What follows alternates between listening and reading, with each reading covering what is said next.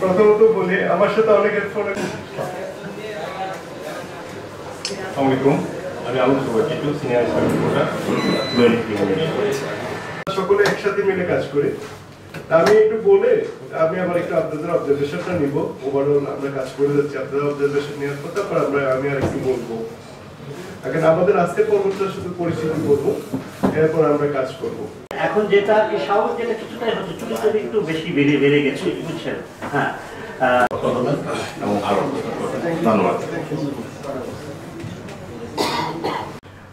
সাংবাদিক আপনারা যারা আছেন, যারা প্রফেশন, আপনারা হচ্ছেন সমাজের দর্পণ, আয়নার মতো। কারণ আমি যেমন আমি সামনে দাঁড়িয়ে আমি একটা আয়নার সামনে আমাকে দেখতে পাই, আমি সবকিছু আমার কি আছে, আপনাদের মাধ্যমে আমরা সমাজে দেখতে পাই যে কোথায় কি আছে। এবং সেটা কিন্তু আমি আজকে অনেকগুলো বিষয় কিন্তু আসলো এখানে। আরেকটা বিষয় যে হয়তো ভাই বলেছে বোধ আমরা বলতে দিতে হবে, আমি বলেন কারণ কি এটা। কারণ আমি একটা জিনিস আপনারা জানেন কিনা জানি না, আমি যখন আমার রুমে বসি সারাক্ষণ আমি কিন্তু শুনে যে আসে, আমি আমার সিট থেকে উঠিয়ে বলে যে বাবারে বলেন আপনি, উনি বলতেন মারে বলেন আপনি বলেন। হ্যাঁ, একটা বলেছি যেটা আমি সবসময় এনশিওর করেছি কোনো নিরপরাধ যাতে হয়রানির শিকার না হয়।